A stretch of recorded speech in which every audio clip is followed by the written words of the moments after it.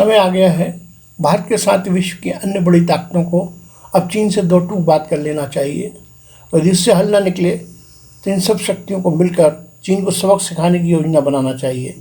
ताज़ा मामला जो सामने आया है उसके बाद अब नरमी की संभावना की कोई जगह नहीं है। ये मामला भारत के राष्ट्रपति और प्रधानमंत्री से लेकर देश के प्रमुख राजनेताओं, न्यायाधीशों, सैन्य अधिकारियों, उद्योगपतियों तथा अन्य गणमान्य व्यक्तियों के डिजिटल डाटा का चीन द्वारा हो रहा संग्रहण है। राष्ट्रीय सुरक्षा की दृष्टि से बेहद चिंताजनक मामला है और अनेक अखबारों में इस आशय के समाचार छपे हैं। एक विस्तृत रिपोर्ट में कहा गया है कि चीनी सरकार और सेना से जुड़ी एक कंपनी लगभग 10,000 विशिष्ट भारतीयों तथा उनके करीबियों के इंटरनेट और सोशल मीडिया की गतिविधियों पर निगरानी कर रही है। इससे स्पष्ट है कि सामरिक और आर्थिक आक्रामकता के साथ डिजिटल मोर्चे पर सेंधमारी भी भारत के विरुद्ध चीन की के हाइब्रिड युद्ध का हिस्सा है। वैसे भी भारत चीन के वायरस कोरोना से परेशान है ही। वैसे तो सूचना तकनीक और इंटरनेट के विस्तार के साथ डिजिटल डेटा की सुरक्षा का मामला विश्व की चिंता का कारण बन चुका है। साइबर विशेषज्ञों का कहना है कि ऐसे हाइब्रिड पैतरे का इस्तेमाल विभिन्न देशों के भीतर तथा दूसरे देशों की निगरानी के लिए बीते कुछ साल से हो रहा है, किंतु इस क्षेत्र में चीन की क्षमता बहुत अधिक है।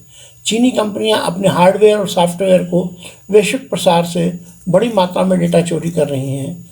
इसी कारण भारत सहित अनेक देशों ने चीन की डिजिटल तकनीक कंपनियों और ऐप पर पाबंदी लगाई है, लेकिन इसके बावजूद चीन ने अपनी नीति में सुधार के प्रयास नहीं किए हैं।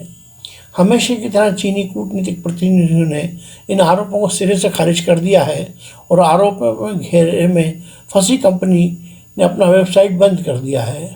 कैम्ब्रिज एनालिटिका प्रकरण में सोशल मीडिया पर उपलब्ध लोगों के डेटा के दुरुपयोग की गंभीरता दुनिया के सामने आ चुकी है। कुछ साल पहले अमेरिकी एजेंसियों द्वारा की जा रही ऐसी ही निगरानी बड़े विवाद का विषय बनी थी। अब चीन के संदर्भ में डेटा चोरी के अलावा डिजिटल धोखाधड़ी, फर्जीवाड़ा और हैकिंग के मामले बड़ी चुनौती बनते जा रहे हैं। ये सिर्फ भारत के लिए ही नहीं, समूचे विश्व के लिए चुनौती हैं। ऐसे में भारत के लिए राष्ट्रीय, सामरिक व आर्थिक सुरक्षा को सुनिश्चित करने के लिए ठोस पहलकदमी बेहद जरूरी है। सबसे पहले पूरे प्रकरण की व्यापक जांच की जानी चाहिए। चीनी सरकार के सामने आधिकारिक शिकायत पुरजोर तरीके से दर्ज करानी चाहिए। लद्दाख में तनातनी को सुलझाने के लिए शीर्ष स्तर पर भारत और चीन के बीच बातचीत का सिलसिला अभी जारी ही है।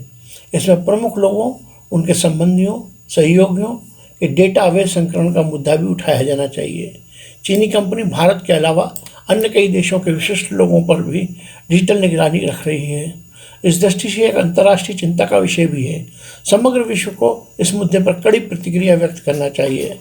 वैसे भी इस मामले के साथ डेटा चोरी और सर्विलांस के अन्य मसलों को जोड़कर देखें तो साफ होता है कि वैश्विक स्तर पर इस समस्या पर विचार करने की ज़रूरत है।